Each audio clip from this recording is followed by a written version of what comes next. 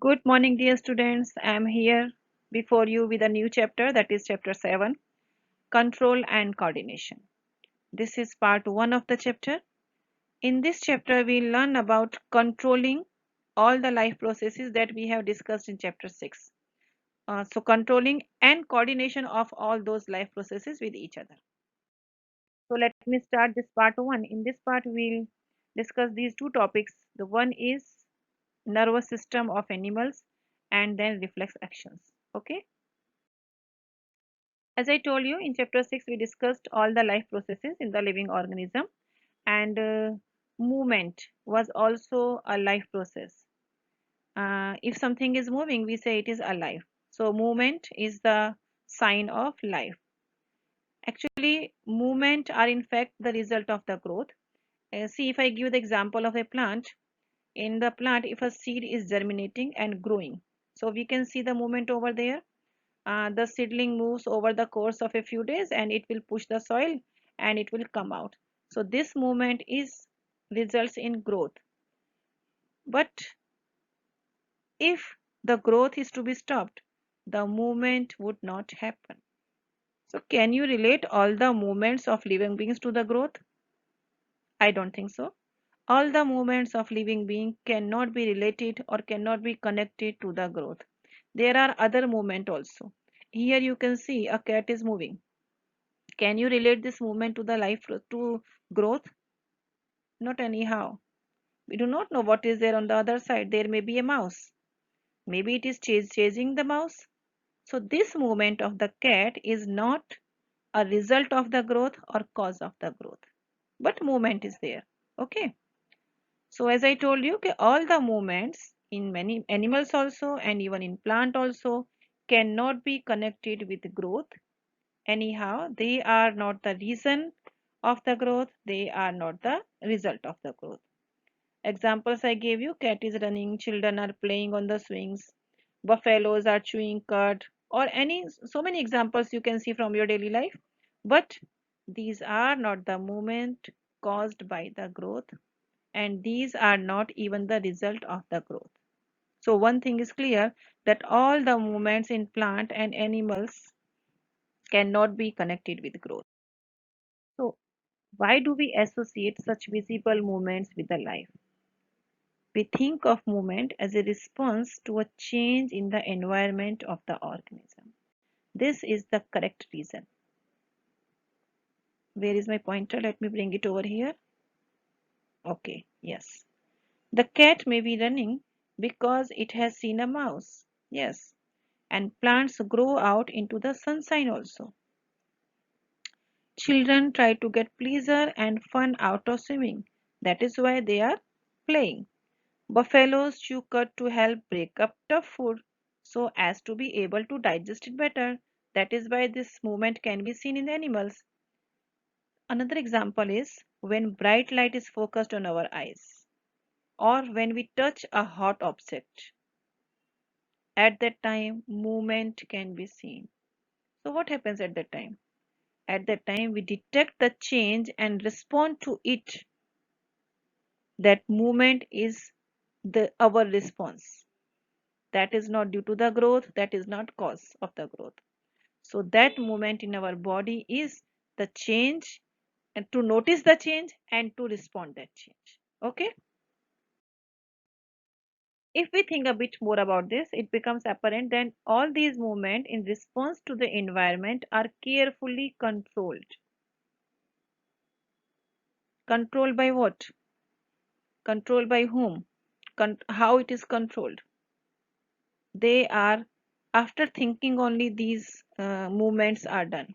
If cat has seen the mouse, cat is running for the mouse, cat is running for the mouse. Okay. And children know that if we play, we'll get um, we'll enjoy playing. That is why they are playing. Okay. And animals, they are chewing their hard food and they are making it soft so that it will be easy to them to digest. So all these activities, they are controlled by them. Any change in the environment evokes an appropriate movement in response. So can you call all these movements, all these motions a response? Yes. We can call all these movements response. When we want to talk to our friends in the class, how will you talk? When your teacher is teaching in the class, but you have to talk to your friend, what will you do at that time? At that time, you will whisper, you will talk slowly, you will not shout anyhow. So, now tell me whether this movement is controlled or not. Yes, it is controlled. It is controlled, then only you are talking slowly. Okay, the movement to be made depends on the even it is triggering it. Even if you want to talk to your friend loudly, then also in the class you will think that you should not shout and you will talk to your friend slowly. You will whisper in his ear if he is sitting next to you. If he is not, maybe you can talk to your friend in signs. You will show them fingers or you will sign them to come out or whatever. But your movement or your talking will be controlled. So such control movement must be connected to the recognition of various events in the environment, followed by only the correct movement in the response. In other words, we can say that living organism must use system providing control and coordination. In keeping with the general principles of body organization in multicellular organism, specialized tissues are used to provide those control and coordination activities. On this control and coordination, this chapter is based that we will discuss in coming slides. Touching a hot object is an urgent and dangerous situation for us. What you will do at that time? If by mistake you touch a hot object, tell me, what do you do? You just need to detect that it is harmful to you and you need to respond within a moment. I will not even say within a second. The moment you touch it, you need to remove your hand. Otherwise, it may be very dangerous situation for you. So how do you detect that you are touching a hot object? How you will come to know that the object is hot and it is harmful to you? All information from our environment is detected by the specialized tips of some nerve cells, and these are called receptors. These receptors are usually located in our sense organs such as inner ear, nose, tongue, and so on. So all these receptors tell us about the outer environment, whether it is harmful to us or not. Here you can see some receptors. Gustatory receptor will tell about taste, while olfactory receptors tell about the smell. Here you can see as something is going in your nose. Follow my red pen. I am here in the nose. Okay. The moment the smell is entering your nose, olfactory receptors will get activated over here. Okay. And then brain will identify that what is it. And then you will come to know whether it is a good smell or not. At the same time, here if I show you the tongue, this is your tongue. Here are the taste buds in the tongue, and if something is sour, this part of your tongue will tell you about the taste, this one. If something is sweet, the tip of the tongue, as you put the things on the tip of the tongue, you will come to know whether the things is sweet or salty. And this portion of the tongue identify the bitter taste of the things. Okay, the information acquired at the end of the dendritic tip of the nerve cell. Dendritic tip means this one, that is dendrite. At this tip, here is the receptor. Are you following my right pointer? Okay, so here information is received and then sets of chemical reaction that creates an electrical impulses. As you know, the messages are passed, the information is passed in the form of electrical impulses, and this impulse travels from the dendrite to cell body and then along to the axon to its end. At the end of the axon, the electrical impulses sets off the release of some chemicals. At this tip of the dendrite, the information is received and then it will travel to the axon and to the nerve ending, and from this part of the cell it will pass to the another neuron. Okay, these chemicals cross the gaps, that gaps is known as synapse, and start a similar electrical impulse in the dendrite of next neuron. At this end, another neuron will be joined and information will be passed from this end of neuron to the another dendrite of the neuron. Okay, this is a general scheme of how nerves impulses travels in the body. A similar synapse finally allows delivery of such impulses from neuron to other cells such as muscle cell or glands. This is the way when this is the way how information is passed. Okay. Nerve tissue is made up of organized network of nerve cells, or we can call neuron also, and it is specialized for conducting information via electrical impulses from one part of the body to another part. Here in this animation you can see that how information is traveling from one part to another part of the cell. And here you can identify easily where information is acquired. See, here the information is acquired at the tip of the dendrites. If you are following my right pointer, you can identify easily. And now information is traveling through this path. Okay. And this impulse must be converted into chemical signal. Then only information will be passed. And it is happening over here at the end. Okay. Okay. Here is an animation also and a picture also. How information is passing from the cell to the muscles. Okay. In animation you can see that is the end of the neuron, and information is passing from this neuron to this muscle cell in the form of chemicals, and that is synapse.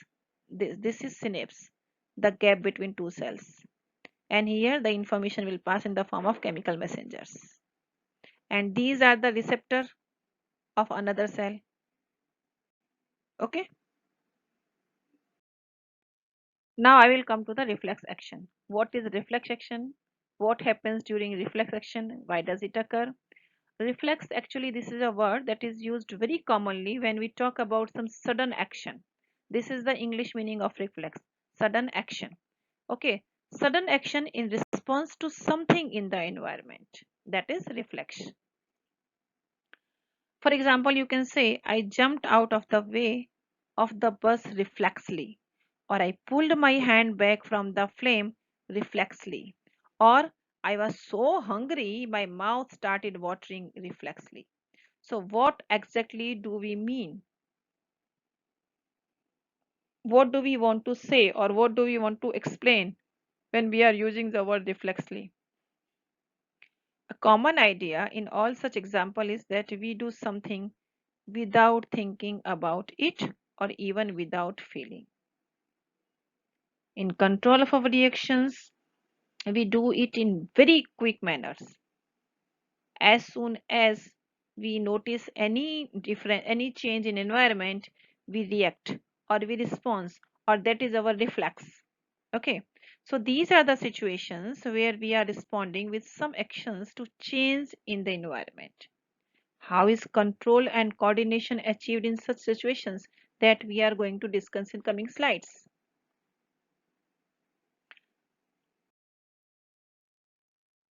Example, touching a flame is an urgent and dangerous situation for us, that you know, or in fact for any animal, that is a very harmful. So how would we respond to this? It is harmful, but how you will respond? See, the simple way is to think consciously about the pain and the possibility of getting burnt and therefore move our hand. But do you have that much time? That when you are putting your hand on a candle, on a burning candle, so you will think that if I will feel pain after some time, I will get burned. So should I move my hand or not? Do you have some time? No, you don't. If you think, You will not be able to take your hand by, because thinking is a very complex process and it requires time. But then also you have noticed that you take your hand immediately. So how does it happen? That is reflex action, and the same thing we are going to discuss over here. Okay, an important question is, how long will it take us to think all these things? It will take a long time. Okay, if nerve impulses are sent around the way we have talked about earlier, then thinking is also likely to involve the creation of such impulses. Thinking is a very complex activity, so it is bound to involve a complicated interaction of many nerve impulses for many neurons. It is going to be. You will start your यहाँ पर receptors see, you can see receptors are there. Okay, receptors will receive the message and the message will go to the brain. Brain will think, brain will identify, then brain will order. So it will take time. So what you are going to do? If you are noticing in this picture, the message is not passed to the brain. See, the message is received and it is passing, and from here only, this is spinal cord. Okay, it is identified that whether the situation is harmful or not, and muscles are ordered, and we will take our hand back. So that is reflex. Actually, the path that I have made with this red point, that is reflex arc that I will discuss in coming slides. Okay. So the thinking tissues in our body consists of dense network, and they are very intricately arranged. Intricately means very complicated or in detailed manner. It sits in the forward end of the skulls and receives signals from all over the body which it thinks about before responding to them. So thinking is a very complicated process. When your hand is above the burning candle, at that time will you waste your time in thinking? No, you are not going to waste your time thinking. Your response will be quick. So in order to receive these signals, this thinking part of the brain in the skull must be connected to nerves coming from various parts of the body. Similarly, if this part of the brain is to instruct muscles to move, nerves must carry this signal back to the different parts of the body. And if all of this is to be done, when we touch a hot object, it may take enough time for us to get burnt. The same thing I was trying to explain, that when your hand is there on the burning candle, are you going to spend your time to think whether I should take my hand, or should I not take? What should I do? Whether my hand will get burned, it is harmful or not? So how does the design of the body solve this problem? Because the process from brain is going to take time. So there should be some alternative, that we get the order from any controlling system immediately and we respond immediately. So rather than having to think about the sensation of heat, if the nerves that detect heat were to be connected to the nerves that moves muscles in a simpler way, the process of detecting the signal and responding to it by an output action might be completed quickly. Yes, and this connection is called reflex arc. In previous slide also I explained, let me explain here again. Here you can see the hot object, and when you are touching it, the receptors in your hand, okay, they are receiving the information, and the information will go to the spinal cord, and spinal cord immediately will identify it and order to the muscles to move, and you will take your hand back. This is a quick response, that is reflex action. You can define reflex action as a quick response without even thinking. Okay, and this path is known as reflex arc. So reflex actions are controlled by spinal cord. Where should such reflex arc connections be made between the input nerve and the output nerve? The best place, of course, would be at the point where they first meet each other. At that point only they should get the answer, and that first point is spinal cord. Nerves from all over the body meet in a bundle in the spinal cord on their way to the brain. You might be knowing this. Okay? All the nerves from all over the body, they meet over here at spinal cord. Reflex arc are formed in the spinal cord itself, although the information input also goes on to reach the brain. Okay, here you can see the person in the picture is touching a hot object and the message is going to the, let me show you, the message is going to the spinal cord and immediately getting order from there and removing the hand. Fine.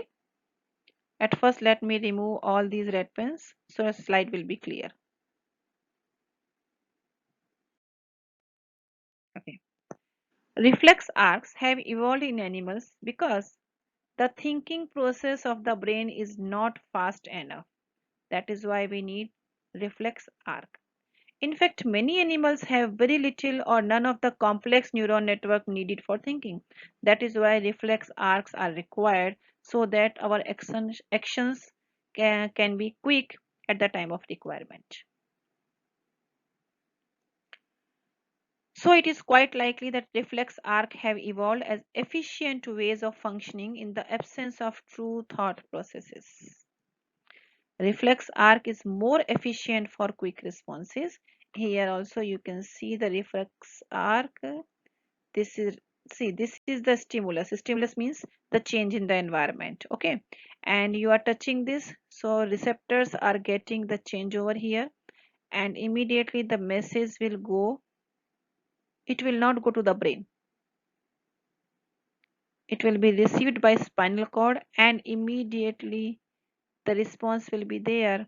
It will order the muscles to contract and the person will take the hand away. So whatever I have drawn over here with this red point, that is reflex arc, and this action is known as reflex action. So okay student, this is the another example what happens when a bright light is focused on your eyes. Do you have time to think? No, you do not have any time to think, and you immediately start blinking of your eyes. You close your eyes, but you are not able to face the bright light. This is again an example of reflex action. Okay, so thank you students, this much was there for this session. Now we'll meet in part 2 of this chapter.